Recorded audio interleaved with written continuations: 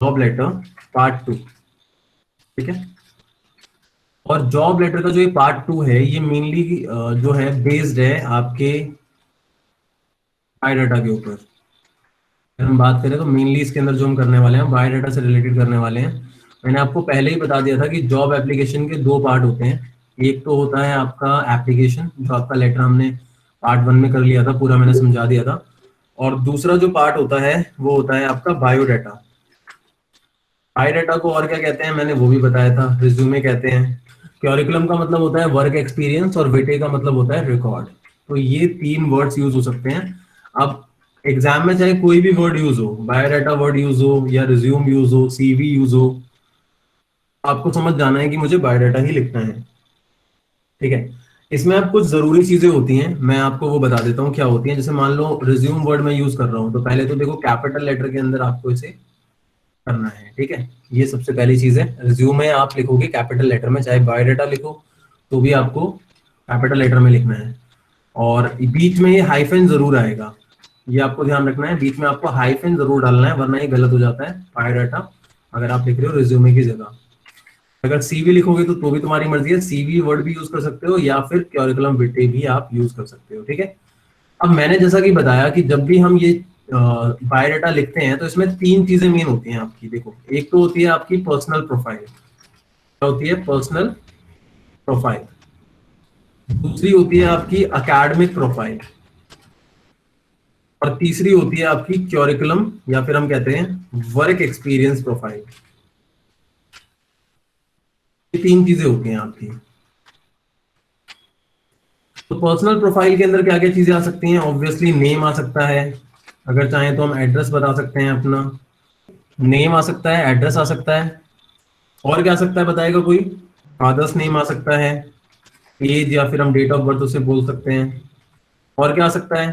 नहीं, रेफरेंस नहीं, रेफरेंस नहीं आएगा, पर्सनल प्रोफाइल में नहीं आएगा रेफरेंस, ठीक है।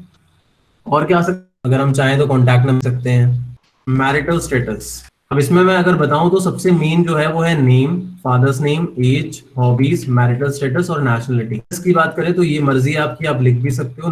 Academic related to educational profile हैं, एक होती है आपकी अकेडमिक क्वालिफिकेशंस और दूसरी होती है आपकी एडिशनल क्वालिफिकेशंस, दूसरी होती है आपकी एडिशनल क्वालिफिकेशंस। कोई मुझे बताएगा एडिशनल क्वालिफिकेशंस और अकेडमिक क्वालिफिकेशंस में क्या डिफरेंस होता है? अकेडमिक क्वालिफिकेशन के अंदर मेनली हमारी स्कूलिंग और हमारा जो कॉलेज होता है, जो हमारी ग्रेजुएशन होती है, हम उसकी बात कर रहे होते हैं, ठीक है। और उसी जगह पे अगर हम बात करते हैं एडिशनल क्वालिफिकेशन की, उसमें जो भी हमने एडिशनल कोर्सेज किए हुए हैं अपनी डिग्री के अलावा, हम उनको मेंशन कर सकते हैं। जैसे अगर हमने कोई कंप्यूटर कोर्स कर रखा है, अगर हमने स्पीकिंग में फ्लुएंसी ले रखी है, या हमने कोई लैंग्वेज कर रखी है, तो ये सारी की सारी चीजें एडिशनल क्वालिफिकेशन में आ जाती हैं, ठीक है। दोनों का अलग अलग कॉलम बनता है, एक एकेडमिक क्वालिफिकेशन का अलग बनता है और एडिशनल क्वालिफिकेशन का अलग बनता है, ठीक है। और वर्क एक्सपीरियंस के अंदर क्या आ सकता है पता है किसी को? आप नेम ऑफ कंपनी मेंशन करते हो जहां पे आपने काम किया है, और क्या मेंशन करते हो? ड्यूरेशन ऑफ वर्क आप मेंशन करते हो कि आपने कितने टाइम के लिए वहां पे काम किया है। नेम ऑफ कंपनी मेंशन करते हो, ड्यूरेशन ऑफ वर्क मेंशन करते हो, और क्या मेंशन कर सकते हो बताओ? हाँ, चाहे तो हम ये भी बता सकते हैं और पोजीशन की बात भी कर सकते हैं, ठीक है। ये तीन चीजें मेन है, वरना सैलरी भी मेंशन कर देते हैं, ठीक है, ऐसी कोई दिक्कत नहीं है। लेकिन ये मेन तीन चीजें होती हैं, तीन कॉलम तो होते ही होते हैं। कंपनी का नेम जिसमें आपने काम किया है, कितने साल के लिए किस कंपनी में काम किया है, और किस पोजीशन पे आपने काम किया है। ये तीन चीजें आपकी मेन होती है। तो दोस्तों मैं बता देता हूँ फिर से, जॉब लेटर का पार्ट 2 है हमारा, ठीक है। और जॉब लेटर के पार्ट 2 के अंदर हम बात कर रहे हैं बायोडाटा कैसे लिखेंगे, मतलब एप्लीकेशन के बाद बायोडाटा कैसे लिखेंगे। बायोडाटा को रिज्यूम या सीवी भी कहते हैं। जो क्वेश्चन में आपके बोला गया होगा आपको उस वर्ड को यूज करना है। जब आप लिखोगे तो कैपिटल लेटर में आपको लिखना है, जैसे मैंने यहाँ रिज्यूम कैपिटल में लिखा है सेंटर में। उसके बाद इसमें तीन तरीके की चीजें हमें मेंशन करनी होती है, एक पर्सनल प्रोफाइल होती है, एक एजुकेशनल प्रोफाइल होती है, और एक वर्क एक्सपीरियंस प्रोफाइल होती है। तीन तरीके की चीजें होती हैं जो हम मेंशन करते हैं। अब चलिए लिख के देखते हैं कैसे करेंगे हम इसे। Let's start. अच्छा, कुछ चीजें जो हैं आपको हमेशा ध्यान रखनी है, वो क्या है मैं आपको बता देता हूँ। सबसे इंपॉर्टेंट चीज आपको ये ध्यान रखनी है गाइस, कि जब भी आप लिख रहे होगे तो आपका जो लेफ्ट हैंड साइड है, ठीक है, उसका जो अलाइनमेंट होगा वो एकदम सीधा होना चाहिए। जैसे ये नेम है, तो ऑब्वियसली फादर्स नेम जो है वो इसके नीचे आएगा एग्जैक्ट ना, ऐसी एज इसके नीचे आएगी। अगर एड्रेस लिखना है तो इसके नीचे आएगा। अगर मान लो ये ऐसे लिखूं मैं, क्या लगता है इस तरीके से?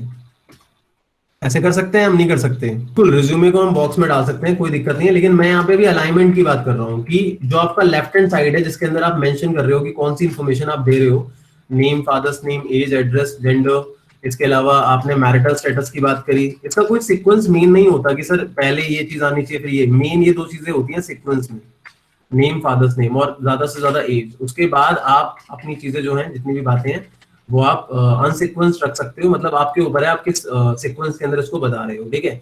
लेकिन हम चाहें तो एक काम ये कर सकते हैं कि हम अपना पहले पूरा का पूरा जो पर्सनल प्रोफाइल है उसके बारे में बता सकते हैं, फिर हम अपनी एजुकेशनल प्रोफाइल के बारे में बता सकते हैं और फिर हम अपनी वर्क एक्सपीरियंस प्रोफाइल के बारे में, अगर आप चाहते हो तो आप ये चीज कर सकते हो, वरना आपके ऊपर है, ऐसी कोई दिक्कत नहीं होती इस चीज के अंदर। यहाँ तक समझ में आ गया?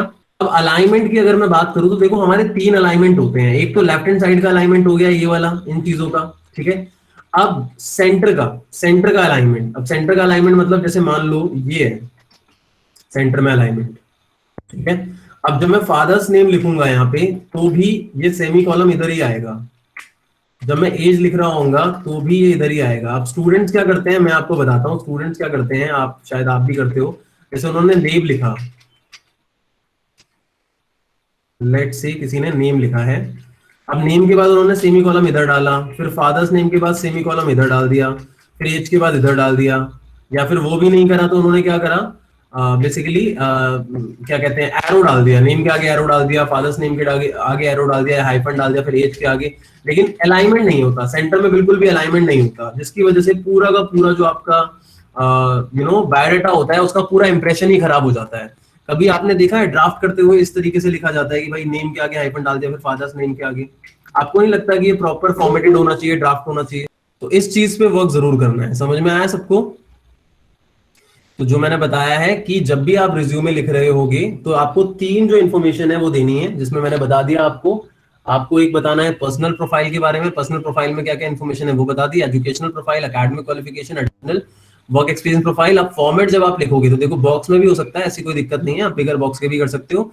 सेंटर में आपको रिज्यूम लिख के सबसे पहले पर्सनल प्रोफाइल के बारे में आप बता सकते हो, हालांकि ऐसा सीक्वेंस फिक्स नहीं होता, आपकी मर्जी है, लेकिन मैं आपको सजेस्ट करूंगा पहले पर्सनल प्रोफाइल बता दो, फिर एजुकेशनल प्रोफाइल बता दो और फिर वर्क एक्सपीरियंस प्रोफाइल बता दो, ठीक है। फिर एड्रेस का भी अलाइनमेंट सेम, ये सेम रखना है, ये चीज आपको ध्यान रखनी है, इसको बिल्कुल भी भूलना नहीं है, ताकि आपका जो ये रिज्यूमे है ये थोड़ा इंप्रेसिव रहे, ठीक है। अब सेम ऐसे ही राइट हैंड साइड का अलाइनमेंट एक फिक्स होना चाहिए, डोंट यू थिंक? अब आप एक काम कर सकते हो और वो ये है कि लेफ्ट हैंड साइड में जितनी भी चीजें आपने मेंशन करी है उनको बोल्ड करके लिख सकते हो। बोल्ड करने का मतलब बोल्ड नहीं है कि मतलब तुम पेन बार बार चलाते रहो, जेल पेन यूज कर सकते हो आप लेफ्ट हैंड साइड के अंदर, और बॉल पेन यूज कर सकते हो आप राइट हैंड साइड के अंदर, तो इस तरीके से वो हो जाएगा। समझ में आया? ब्लू पेन ही यूज करना है आपको, कलर डिफरेंट नहीं होगा, बस आपको जेल लेफ्ट में यूज कर लोगे तो वो थोड़ा अलग हाईलाइट हो जाएगा, तो वो ज्यादा इंप्रेसिव लगेगा। अब यहाँ पे जब हम करेंगे, अच्छा एज का आपको ये ध्यान रखना है, जैसे हम कई बार लिख रहे होते हैं तो हम क्या करते हैं, हम एज पे ध्यान नहीं देते और अपनी जो नॉर्मल एज होती है 17 18 वो सब लिख देते हैं, लेकिन आपको ये ध्यान रखना है कि आप वर्क एक्सपीरियंस मेंशन करने वाले हो, अपनी ग्रेजुएशन या पोस्ट ग्रेजुएशन मेंशन करने वाले हो, तो ऑब्वियसली आपको इन सारी चीजों को कंसिडर करते हुए अपनी एज बतानी है। जैसे 12th क्लास मोस्ट प्रोबेबली किस एज में हो जाती है? 17 में। ग्रेजुएशन, अगर तुम ग्रेजुएशन मेंशन करने वाले हो और उसके बाद वर्क एक्सपीरियंस तो उसके हिसाब से डाल देना, अगर पोस्ट ग्रेजुएशन मेंशन करने वाले हो जॉब के हिसाब से तो उसके हिसाब से आप पोस्ट ग्रेजुएशन के 2 साल और वहां पे बढ़ा सकते हो, एमए के लिए या एमकॉम के लिए, इन चीजों के लिए, ठीक है। तो 22 मतलब ओवरऑल मान लो तुम अगर अपनी एज 25 26 लिख दोगे और एक एक दो साल का एक्सपीरियंस दिखा दोगे तो काफी सही रहता है। मान लो मैंने लिख दिया, मेरी तो 25 ईयर्स है भाई, 25 ईयर्स ही लिखता हूँ वरना गलत फहमी हो जाएगी तुमको, ठीक है। एड्रेस आ गया। अच्छा अच्छा, ये चीज ध्यान रखनी है कि ये जैसे आप फॉलो कर रहे हो ना, ये वेस्ट सागरपुर या ये जो चीजें आ रही हैं, ये इसका अलाइनमेंट आपको ध्यान रखना पड़ेगा कहाँ पे जाएगा। अब ये यहाँ पे दिक्कत वाली चीज आ जाती है ना, wait a minute let me do it. ठीक है, कहने का मतलब ये है कि जब आप लिख रहे होगे तो उस पॉइंट ऑफ टाइम पे आपका एड्रेस फिर ऐसा नहीं है कि वो एड्रेस के नीचे जा रहा है, सेमी कॉलम के नीचे जा रहा है, वो इसी के नीचे आ जाएगा अगर आपको आगे कंटिन्यू करना है तो इस जगह पे आएगा वो। ये जो वेस्ट सागरपुर है ये बेसिकली क्या नाम है, ये आपका जो जनकपुरी है उसी के सामने अपोजिट है, ठीक है। अब हमने जेंडर लिख दिया अपना मेल, जो भी है दिया भाई। मैरिटल स्टेटस आ गया, मेरा तो भाई मैरिड है, मैं लिख देता हूँ मोस्ट प्रोबेबली अनमैरिड होगा यहाँ पे, ठीक है। ये हो गया, समझ में आ गया यहाँ तक कैसे होगा। तो अगर मैं अपनी हॉबी की बात करूं तो मेरी हॉबी है reading novels and working most of the time, working in majority. ऐसा ऐसा लिख, ऐसा मत लिख देना भाई, ऐसा लिख दोगे तो काम ही करवाते रहेंगे कंपनी वाले। चलो, इसके बाद क्या आएगा बताओ। एकेडमिक क्वालिफिकेशन, मैंने बताया था एजुकेशनल क्वालिफिकेशन जो है उसके अंदर प्रोफाइल में एकेडमिक क्वालिफिकेशन और एडिशनल क्वालिफिकेशन, तो पहले आपने लिख दिया भाई एकेडमिक क्वालिफिकेशन, ठीक है। अच्छा, यहाँ पे एक चीज बता दूं, यहाँ सेमी कॉलम मत बनाना, ये जो एकेडमिक क्वालिफिकेशन है इसको ना टेबुलर फॉर्म के अंदर दिखाना है। किसमें दिखाना है? टेबुलर फॉर्म के अंदर दिखाना है, ठीक है। चलो टेबुलर फॉर्म देखते हैं कैसे करेंगे हम। तो मेनली क्या क्या हमारे कॉलम्स होने चाहिए, किस किस चीज के होने चाहिए, क्या लगता है आपको एकेडमिक क्वालिफिकेशन में? पासिंग ईयर का होना चाहिए, ईयर ऑफ पासिंग का, और बोर्ड या यूनिवर्सिटी का नाम क्या है वो होना चाहिए, और परसेंटेज का होना चाहिए, और कुछ? कोर्स कौन सा है? कोर्स तो हम बता देंगे ना अपना, उसके अंदर क्या नाम है, एप्लीकेशन के अंदर, और कोर्स का नाम भी यहाँ पे आ ही जाएगा। चलो 3 कॉलम ले लेते हैं हम, 1 2 3, 10th 12th, और मैं अपना ग्रेजुएशन का ले लेता हूँ, पोस्ट ग्रेजुएशन का नहीं लेना अभी, ठीक है। तो मान लो मैंने लिया भाई सबसे पहले बोर्ड स्लैश यूनिवर्सिटी, ठीक है। फिर मैंने लिया इसके बाद आपका क्या नाम है, कौन सा आएगा बताओ, इसके बाद आ जाएगा आपका ईयर ऑफ पासिंग, परसेंटेज। अब मैं तुम्हारे को सब कुछ रिवील कर रहा हूँ जॉब बायोडाटा के अंदर। सच बताऊं तो भाई मेरे 10th में बड़े खराब मार्क्स थे, ठीक है, क्योंकि मैं बचपन से ही एक बहुत ही अनइंटरेस्टेड स्टूडेंट रहा हूँ पढ़ाई के अंदर, डोंट माइंड माय मार्क्स। लेकिन इंग्लिश में मेरे शुरू से अच्छे मार्क्स रहे हैं, लेकिन 10th में इतने अच्छे नहीं थे। चलो भाई, बोर्ड है हमारा सीबीएसई, ठीक है, central board of secondary education. मेरा था ईयर ऑफ पासिंग इसका 2009। परसेंटेज क्या लगता है कितनी होगी? 54%। मुझे पता था तुम लोग गलत गैस करोगे। हर एक टीचर कभी ना कभी एक स्टूडेंट था। चलो इसके बाद, अच्छा पहले कॉलम में बढ़ा लेता हूँ, 1 मिनट रुक जाओ, वेट अ मिनट। मेरा 10th में बड़ा हिसाब किताब खराब था दोस्तों, इवन मेरी तो कंपार्टमेंट भी आई थी 10th क्लास में, तुम हैरान होगी जान के। चलो CBSE, लेकिन मेरे घर वालों का बहुत बड़ा रोल है कि धीरे धीरे मेरे अंदर सुधार आया, चीजें ठीक हुई, बेटर हुई, मैं एक सही ट्रैक पे आया, तो इसमें मेरे घर वालों का बहुत बड़ा रोल है। और वो होता है ना एक कि एक टाइम के बाद हमें रियलाइजेशन होता है, चीजें आती हैं, तो इसमें कितनी होगी? 74% थी। इसमें तो मेरे भाई ने लालच दिया था मुझे, तेरे को पल्सर दिलाऊंगा, लेकिन इंग्लिश में मेरे 96 थे, बाकी सब्जेक्ट में मेरे बड़े बेकार थे। मैथ्स तो छूट गई थी 12th क्लास के अंदर। मेरे थे आई थिंक, सर आपने कॉमर्स फिजिकल में थे मेरे 84 के लगभग, इकोनॉमिक्स में 78, बिजनेस में 68, और अकाउंट्स में बहुत कम थे, 56। अब ये जो है मेरी जो ग्रेजुएशन है दोस्तों, ये बहुत बाद की है, ठीक है। इसका रीजन है क्योंकि मैंने पॉलिटेक किया था, पहले फर्स्ट ईयर परस्यू किया ग्रेजुएशन दिल्ली यूनिवर्सिटी से, फिर घर वालों ने पॉलिटेक में करा दिया था, तो 3 साल मेरे वहां वेस्ट हो गए थे। 2012 13 14 15 छोड़ दो, 2016 से मैंने वो करा था आपका, 2016 17 18, तो 2018 की है, सोचो कितना टाइम वेस्ट किया है मैंने, आप सोच सकते हो कितना ज्यादा, ठीक है। इसमें मेरे 52% मार्क्स हैं। ग्रेजुएशन में भाई इतने इजी नहीं होते मार्क्स लाना, ठीक है। 52% ही इनफ होते हैं, क्योंकि ज्यादातर कोर्सेज में ग्रेजुएशन में एलिजिबिलिटी के लिए आपको एटलीस्ट 50% मार्क्स चाहिए होते हैं। अगर आपके 50% से कम आते हैं तो आप कोर्सेज के लिए एलिजिबल नहीं होते हैं, ठीक है। इस तरीके से लिख दोगे आप एकेडमिक क्वालिफिकेशन।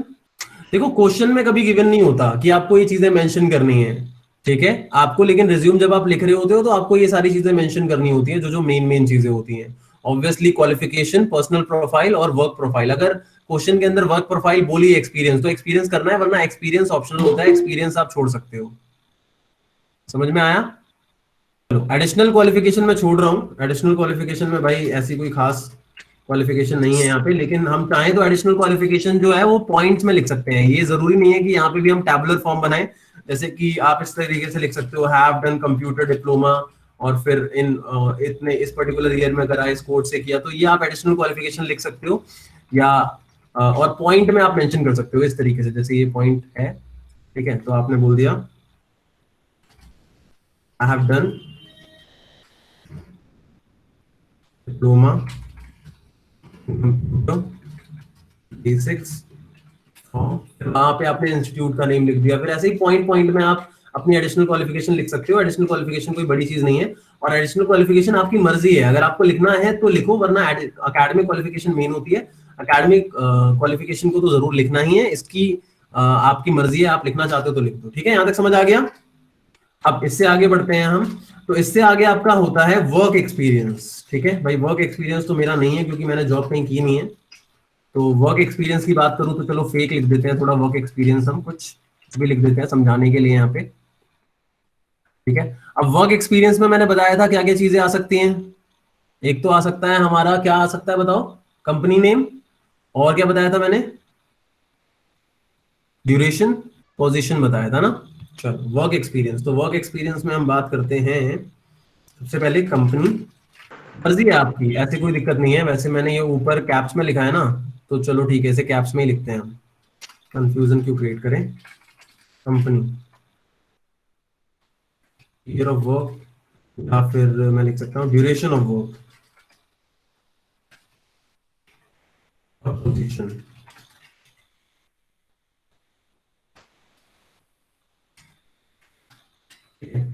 तो यहाँ पे हमने कुछ भी लिख दिया भाई, रेम्बैक्सी प्राइवेट लिमिटेड।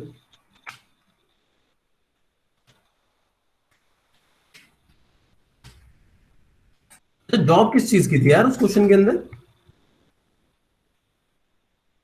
बहुत इजी होता है, कोई बड़ी चीज नहीं है, बस वही है कि थोड़ा सा लेंथी हो जाता है क्वेश्चन, और कोई बात नहीं है बस। बाकी सब तो, वैसे मैं यहाँ पे बायोडाटा बता रहा हूँ कि बायोडाटा जनरली लिखना कैसे है। बट मैं भूल गया, रेम्बेक्सी को ही अप्लाई कर रहे हैं तो ऑब्वियसली यहाँ पे रेम्बेक्सी नहीं आएगा। मैं एक्स वाई जेड कुछ भी लिख देता हूँ ना, दैट इज बेटर। तो कुछ और लिख सकते हैं क्योंकि हमने पिछली क्लास में किया था तो माइंड में ही नहीं रहा। चलो, तो ये हो गया अपना एकेडमिक क्वालिफिकेशन, ये हो गया आपका वर्क एक्सपीरियंस। ठीक है, अब लास्ट में क्या आएगा बताओ? हाँ, वो भाई पर्सनल प्रोफाइल में लिखना है, भूल गए। ये जो है पर्सनल प्रोफाइल में लिखना है, लैंग्वेज नोन, ये बहुत मेन होता है, ये भी जरूर लिखना है, ये पर्सनल प्रोफाइल में आएगा। ठीक है, और पहले आपको वो लैंग्वेज लिखनी होती है जो आपकी पहली प्रायोरिटी होती है। इसका मतलब जो आपको ज्यादा आप कंफर्टेबल हो, तो भाई थोड़ा इंप्रेशन झाड़ने के लिए इंग्लिश लिख देते हैं पहले, इंग्लिश एंड हिंदी। ठीक है, और यहाँ पे भी तुम हॉबी में कुछ और लिख सकते हो, रीडिंग नॉवेल्स एंड कुछ और लिख सकते हो, जैसे स्विमिंग, या enjoying most of the time, या collecting this thing, कुछ भी लिख सकते हो, कोई ऐसी वो नहीं है। ठीक है, अब यहाँ पे आगे बढ़ते हैं रेफरेंस पे। तो रेफरेंस में पता है क्या आता है किसी को? ठीक है, तो रेफरेंस का मतलब कोई भी ऐसा पर्सन जो हमें रेफर कर रहा है जॉब, और जिसको हम जानते हैं और वो एक अच्छी पोजीशन भी रखता है। तो हमने यहाँ पे बोल दिया भाई रेफरेंस जो है वो मिस्टर ए के गोयल का है, और मिस्टर ए के गोयल जो है वो कौन है? मैनेजिंग डायरेक्टर ऑफ उसी कंपनी का लिख सकते हैं हम चाहें तो, इस कंपनी में हम अप्लाई कर रहे हैं। इससे क्या होगा, हमारी जॉब की एश्योरिटी आ सकती है, मेरे वर्क प्रोफाइल के बारे में और चीजों के बारे में इनसे कंसल्ट किया जा सकता है। समझ में आया? बाकी ये हमारा पूरा का पूरा बायोडाटा गाइस कंप्लीट हो गया है रेफरेंस तक, और ज्यादा कुछ नहीं है, ये चीजें आएंगी। अब चाहें तो ओवरऑल आप इसे बॉक्स में लिख सकते हैं। ठीक है, तो ये सारी की सारी चीजें हैं, इसमें और ज्यादा कुछ नहीं है, बहुत इजी होता है, it's not that difficult which you think. समझ में आ गया सबको? कोई डाउट तो नहीं है?